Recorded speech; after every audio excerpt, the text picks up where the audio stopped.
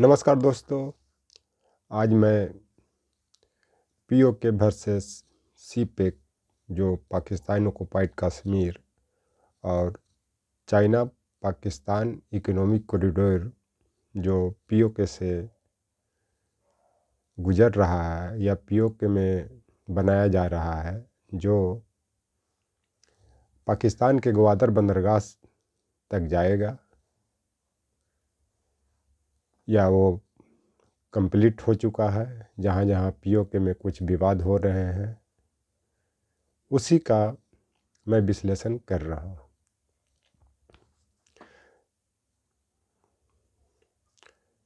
तो इसमें एक शेर भी है, न खिज्र से करते हैं न खिज्र से न करते हैं रहनुमा से, बच के चलते हैं नक्शे पासे।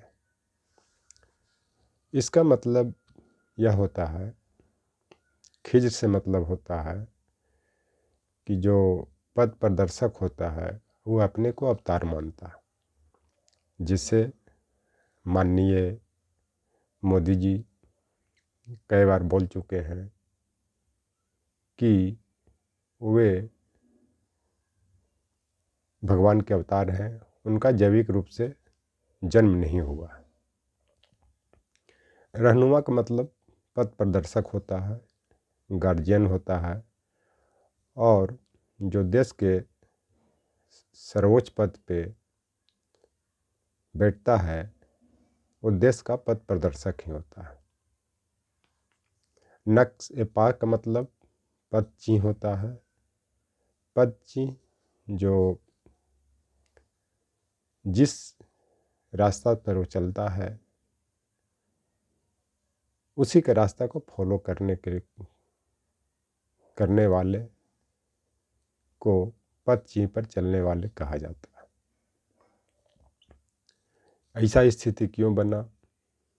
क्योंकि जब मोदी जी प्रधानमंत्री बने तो सबसे पहले उन्होंने चाइना के जो राष्ट्रपति जो अभी भी हैं, शी चिनफिंग, उनको बुलाया और अहमदाबाद में उनको बहुत अच्छी तरह से अतिथि सत्कार किया गया, जिसके परिणाम स्वरूप भी शी जिनपिंग ने उसका नाजायज़ फ़ायदा उठाते हुए भारत के इलाकों को डिस्टर्ब करना शुरू किया, जिसमें ये आपको सिर्फ पाकिस्तान ऑक्युपाइड कश्मीर ही नहीं है, आपका जो गलवान का विवाद हो, चाहे डोकलाम पठार का हो, चाहे पूर्वी लद्दाख का हो, चाहे अरुणाचल का हो, ये सब कहीं न कहीं उसके बाद से डिस्टर्ब होने लगा जिसका रिलेशन कहीं न कहीं पीओके और सीपेक से ही है।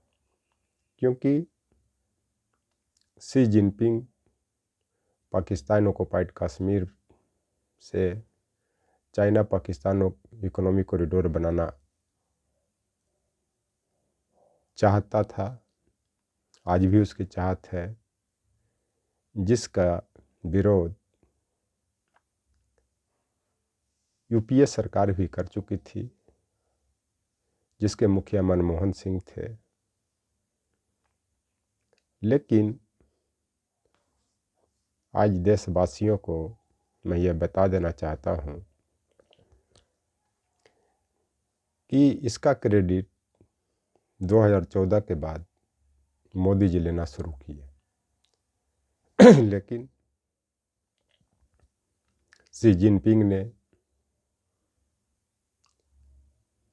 इसको स्वीकारा नहीं और वो पूर्वी लद्दाख, अरुणाचल प्रदेश, डोकलाम, गलवान जैसे विवाद को जन्म दिया। तो इस पर एक मुहावरा भी है कि सियानी बिल्ली खंभा नोचे। इसका मतलब यह होता है कि जब बिल्ली को उसका उद्देश्य पूरा नहीं होता है या चूहा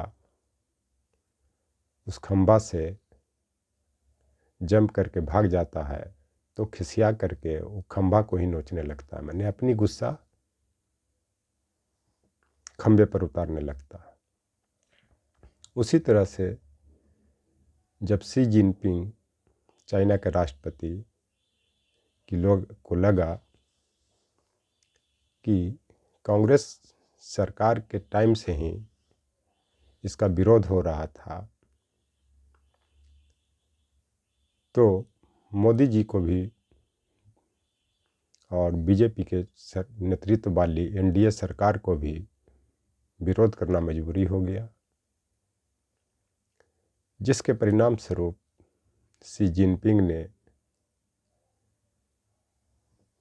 अरुणाचल, पूर्वी लद्दाख, डोकलाम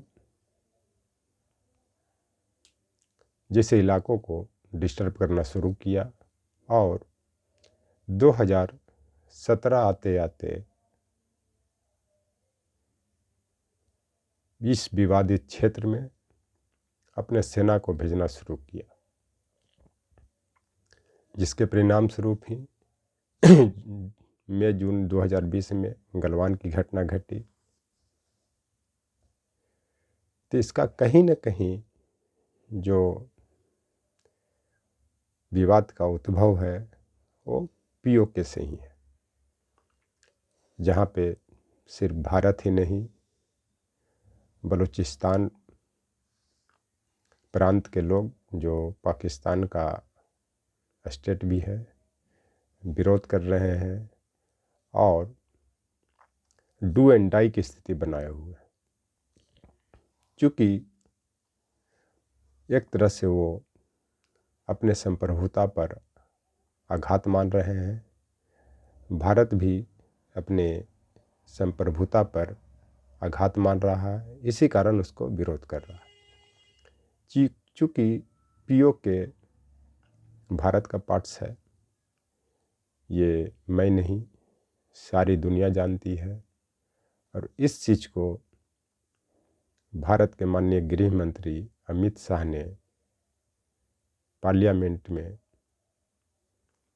अनुच्छेद 370 हटाते हुए 5 अगस्त 2019 को कह चुके हैं कि सिर्फ जम्मू कश्मीर ही नहीं, पीओके, अक्साई चीन जैसे इलाका के भी भारत के पार्ट्स हैं।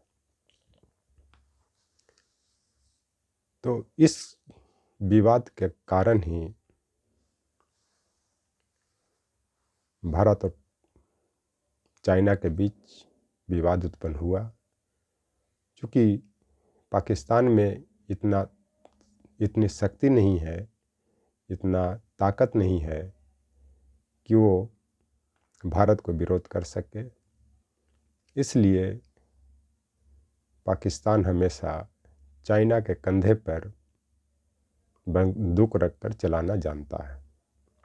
क्योंकि वो भारत से 3 युद्ध में हार चुका है, प्रत्यक्ष अप्रत्यक्ष रूप से। जो पहला 1948 में घुसपैठिए का युद्ध, फिर 65 में भारत पाकिस्तान युद्ध, 71 में भारत पाकिस्तान युद्ध जिसके परिणाम स्वरूप बांग्लादेश की उत्पत्ति हुई, फिर 1999 का कारगिल युद्ध।